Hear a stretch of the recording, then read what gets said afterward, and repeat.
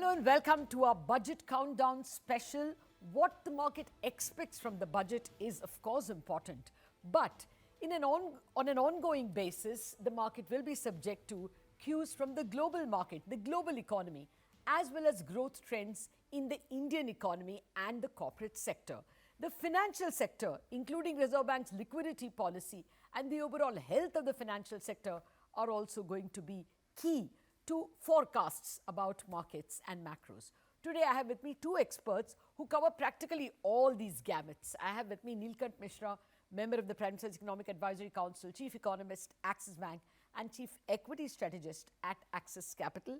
In a bit, I'm also going to be joined by Ashish Gupta, the CIO Fixed Income at Axis Mutual Fund and the undoubted master of banking and financial sectors in India. Gentlemen, welcome to the show.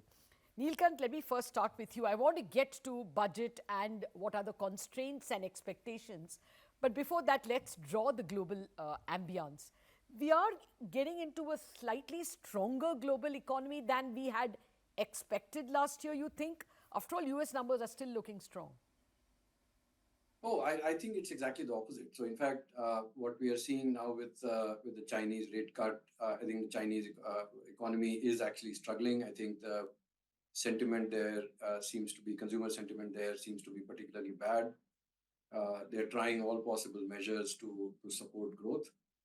In the US, where the growth surprise has been the strongest, in fact, everyone thought 2023 would be a recession year and it didn't happen. The reason for that is significantly higher fiscal spending. In fact, in the US, the fiscal deficit in the first 3 months of the year, which is October, November, December, is up by 20% year on year, nearly 1.3% of GDP. So when you have this level of expansion, you bound to see an economy which is not going into recession. So the question to ask is, when does this become unsustainable? Because so far, and it's actually quite scary, that nearly 80% of their incremental borrowing in FY23 was through T-bills, which is less than 1 year duration. As a stock of outstanding, notes and bonds are 75 to 80% of outstanding US debt, federal debt. But in the last 12 months, in the FY23, it was only about 19%. So the largest borrower in the world is borrowing very short. And they're doing it and they're getting away with it because all the surplus liquidity which was flowing out of deposits and into money market mutual funds was being sucked in by them. This cannot sustain forever. And I think this will mean higher inflation, supported growth, and also sustained higher interest rates globally. Okay, so now what does this mean for India? Let me relate it to the budget itself. Going by the example of the US, will our fiscal deficit be very closely watched and will we be under pressure to bring it down? What's your number, really? No, I think that the government has to stay committed to the consolidation path. So they have guided to getting from 5.9% to 4.5% by FY26. The only question then is, can they do 70 basis points in each year, or can they do 50 and then maybe do 80 or 90 later on? And we think that a 5.3, 5.4% will be the target. This is required to keep the foreign investors and the markets in general comfortable about India's macroeconomic stability. Okay. 5.3 is what you're going with, you said. Yes. Okay. Now, if that happens, if even we had a kind of fiscal stimulus, so if that, is less than it was, then what repercussions can there be? Will the capex growth be not as good, or the capex stimulus that we got from the government not be as good as it was in FY23? Let's divide it into two parts, right? So the first is that the level of fiscal deficit does not have a direct bearing on GDP growth. It is the change in fiscal deficit which has a bearing on GDP growth. So if you consolidate by 50 basis points, which is what we did in FY24, and I think we are likely to do better than that, uh, you uh, you are actually already creating a headwind for GDP growth. So the 7% plus GDP growth we are seeing in FY24 is despite the fiscal consolidation that the government has undertaken. Now, if you see another 60 basis points, it's more or less the same as the reduction that we saw in the previous year, and therefore I think incremental impact on the economy, because the economy seems to have a fairly strong momentum, and it should be able to withstand that. If the government was to attempt something even stronger than this by saying that no, you'll consolidate by 1% point, then I would have expected that there could be a stronger growth headwind. Fair enough. Having said that, if we see that the global financial markets and especially the US economy gets into stormy waters, we may have to increase our fiscal support. And therefore, I think keeping some powder dry is also perhaps important. But this is a vote on account, so I don't think there will be too much nuance coming out in the budget. Okay, time permitting, I'll come back to this issue of fiscal deficit, but Ashish Gupta has joined us. Ashish, thank you, and sorry we started off without you. But, you must have heard Neelkanth speaking about the fiscal deficit at 5.3. For the bond markets, which you watch so closely, what is the number they'll be comfortable with? If that 5.3 turns out to be, say, 5.5, which some economists expect, then do you think it will be hell for the market, or it will take it in its stride? I think 5.3, 5.4 is probably what the market is pricing in now. I think a marginal 0.1% swing either way is not really going to really disrupt the market in a big way. The fact is that we also have to look at not just the demand side of it, but also supply, right? So what is going to be the appetite for bonds? And we have some appetite coming in because of the bond inclusion. I think the other big swing factor every year is going to be RBI's appetite. So what is the magnitude of OMOs RBI does? And if inflation continues to be under check as has been noted in the last couple of months, I don't think there is any reason whether the projected fiscal deficit is 5.2 or 5.5, there should be any material negative reaction to the bond markets. Okay. Would you very quickly agree with that, Neelkanth, that, 5.5, if it were to come, will that be all that negative because there is a 25 billion appetite coming? No, absolutely, and I agree with Ashish there that look, if your borrowing is 11 lakh crores, I think 30,000 crores to make a song and dance about it is perhaps unwarranted. Okay. Well, let me come to the growth story itself. And then get the budget in. Neelkanth, would you worry that growth could be under pressure? You spoke about the global headwinds, likely rise in the cost of capital globally. How will the growth picture pan out? And therefore, what should be the nominal GDP assumption? Should it be 12? Should it be 10? We would be more comfortable with more like a 10.5. Okay. So that's the number we are running with. And remember that the strength that we are seeing right now is despite very tight liquidity, despite fiscal consolidation, and despite a sharp slowdown in exports of goods and services, and also an elevated cost of capital globally and shortage of dollars, right? Effectively, for the last 2 years, some of the marginal economies in say, South Asia or in Africa have actually had $0 bond issuance, which are finally starting to happen. Yeah. My fear is that that phase may not last too long. So the headwinds already exist. So the economy is growing at 7% plus despite those headwinds. So if those headwinds continue at the same pace, I think the economy should be fine. Okay. The only risk I see is that because of the unsustainability of the fiscal situation in the US, where underneath that adjustment for educational loans, their fiscal deficit doubled from FY22 to 23. And in the first 3 months of this year, as we discussed, it's up another 20%. At some point, this will start showing up, and especially if the Republicans win the presidency, then there is a risk that this goes into a totally different tailspin. So I think that if those headwinds start hitting, then perhaps we see a slowdown. Okay. But without that, we should be fine. Okay. Ashish, there are some tightness or more than just tightness that the Reserve Bank has introduced on unsecured loans, the higher risk weights on NBFCs, and its basic tight liquidity policy. How do you see all this? Is it already likely to slow credit? Your overall comment? Yes. No, I think definitely there is this that if this kind of stance continues on liquidity, right, and on tightening of credit, and I'm not just referring to the fact that they're looking to tighten some segments, because in the overall context of things, I think that is macroprudential measure, some unsecured loan segment being tightened is actually more positive for longer term growth.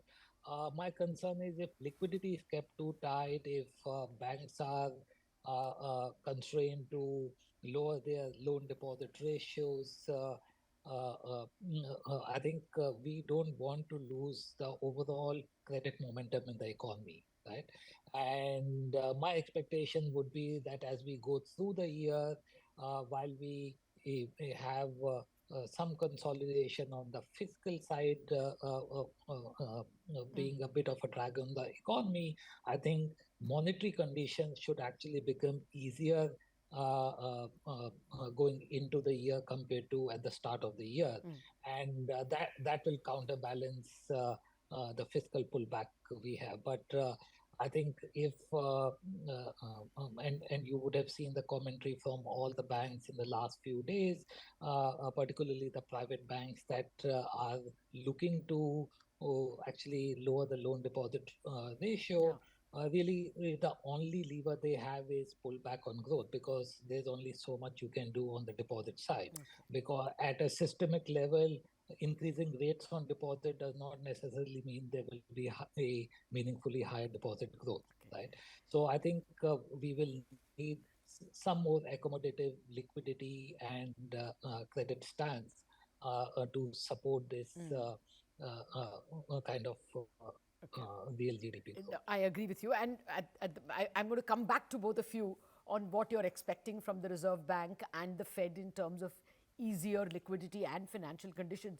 But before that, since you have raised the topic of banks and they're looking for deposits, Neelkanth, how do you assess this sudden stomping out of FIIs from the country? Is this all just disappointment with one bank's results or some banking results? Or is this got something to do with the SEBI rule on concentrated exposure? I mean, we were not prepared for like over $1 billion going out 2-3 days in a row at a time when the US is actually doing well. Yeah, so you see the anchoring here, so there are stock specific issues, right? So you rightly mentioned, I think there's disappointment with a few banks in terms of what perhaps was expected in terms of guidance and strategy and what the delivery has been.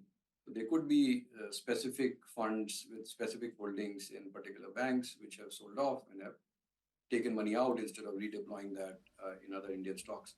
But at a broader level and at a macro level, remember that a lot of the inflows that happened after what was seen as a very sharp Fed pivot in early December, where the 10-year bond yields in the US had fallen to 3.8%. Yes.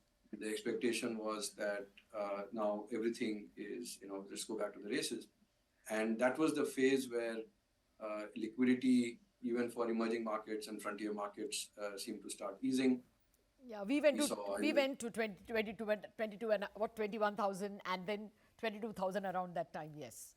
Correct. So, and this was emerging market flows, right? So, the emerging markets saw significant rise in flows because, remember, if you're doing a contrarian trade in global financial markets, if you're doing a contrarian trade, then, short developed markets and long developing markets is the best possible trade, because for several years, the emerging markets have been completely bereft of fund flows.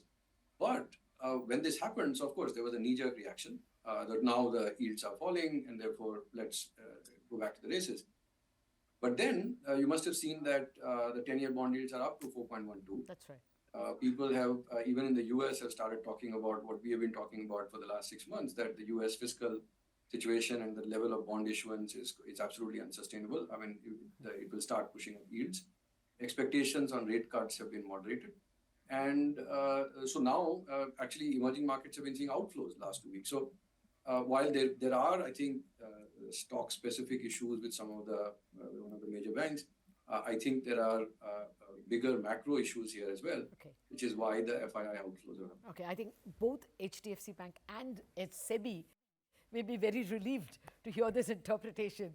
Otherwise, a lot of blame was being pinned on these two institutions. Gentlemen, I will take a very quick break. Back in a jiffy with lots more questions on RBI, budget, and the economy.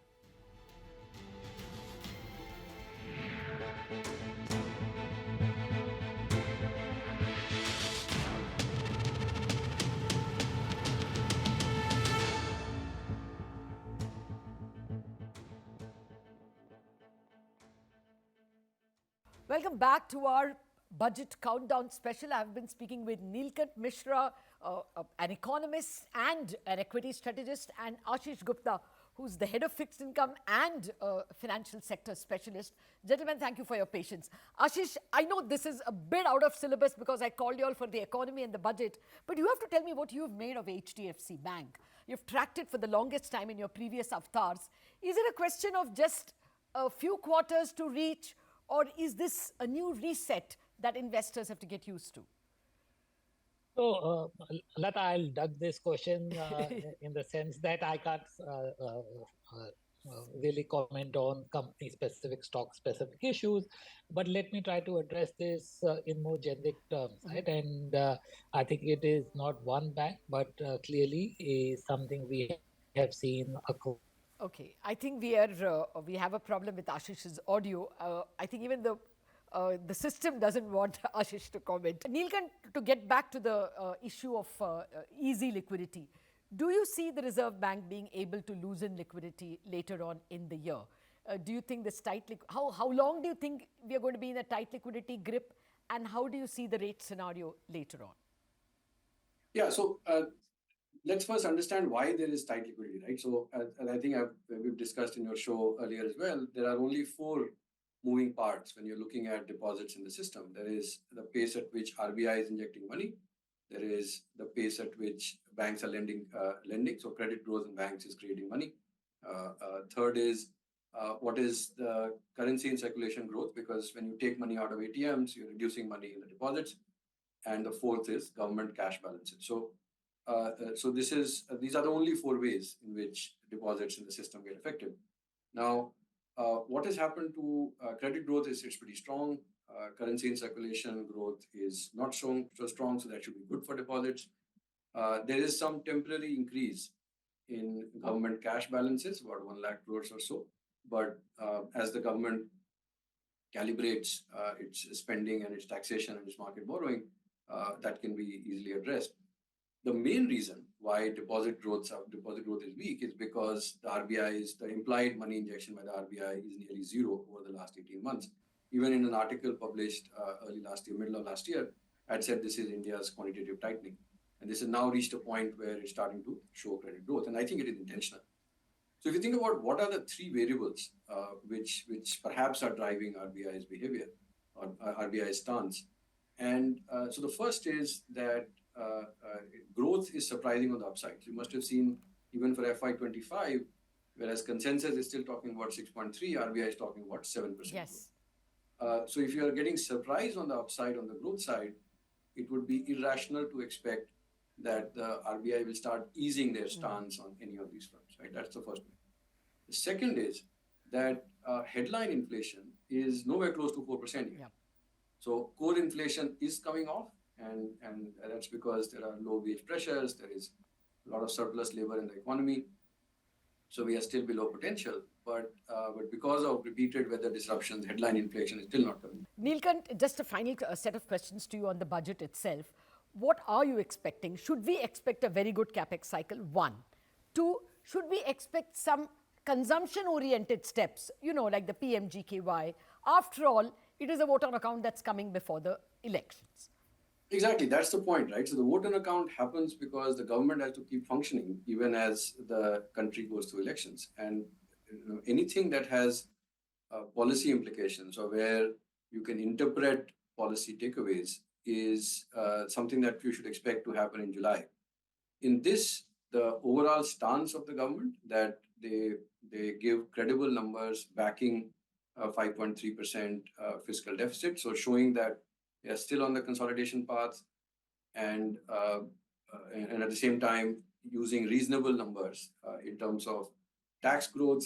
So even though I think that the tax collection growth will again beat the nominal GDP growth, like for example, this year, despite what is I think 9% is what the first advanced estimates are talking about, we are seeing gross tax revenue grow at 13%, Yes. and despite April, May last year, we had those fuel excise cuts. So next year, you are expecting only one-time tax buoyancy. I mean, if... more or less, Okay. right? So, and at the same time, so this is what I expect in the vote on account, right? So when the mid-year numbers that maybe they'll change that in July.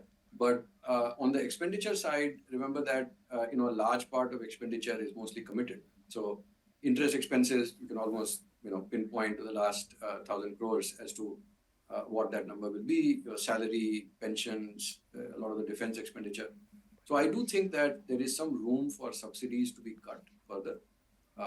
Last year, a lot of the consolidation happened because subsidy numbers, because the COVID support was withdrawn, were cut. And some of the room is also coming from the fact that I think this year the government may actually end up with some additional cash on the balance sheet. Basically, I think they have not cut their borrowing numbers, but the inflows into small saving schemes is substantially higher than what they budgeted for. So I think there is 1 to 1.5 lakh crores on 2.5 trillion rupees, which is in surplus, and I think that also should provide some comfort as we think about the next year. Okay. Well, Ashish, I'm trying for one last time. Your comment on the financial sector. You are going to see lower margins and lower credit growth? Yeah, so I think lower margins is not really that much of an issue. I think that is to be expected when the repo rate increased over the past 12 months. Margins for the banks expanded beyond what has been their normal range. And really the market was expecting a pullback in margin, right? And therefore, if you see, many banks did not re-rate to the extent their margins improved. So I don't think margin is really a big, really negative surprise. I think concern of the market has been that some of these private banks may have to pull back on loan growth as well, given the need to temper down loan deposit ratio. And that's where I think my expectation would be that going forward, we will need to see some easing of the liquidity conditions from the RBI. As Neelkanth also highlighted that really deposits and particularly in aggregate terms is a macro variable, right? So just banks raising deposit rates is not going to meaningfully alter the system deposit growth. And I think another reason why we will need more liquidity infusion is that if we are looking for a nominal GDP growth of 10.5–11%, that is a pickup compared to this year, right? So if you see, we currently are running at a 9% nominal GDP growth. So if we have to target a 11% or 10.5% nominal GDP growth, then the liquidity has to be more enabling than when the nominal GDP growth is 9%. Fair enough. Unfortunately, out of time, Ashish, we will get you on a later day on a better line. But thank you very much, Neelkanth and Ashish, for joining us in this pre-budget special. So it is a vote on account, and the market will be comfortable if the fiscal deficit can be anywhere between 5.2 and 5.5%. Axis Bank is itself going with a 5.3% expectation. We wrap up on this special show. Thank you very much for watching.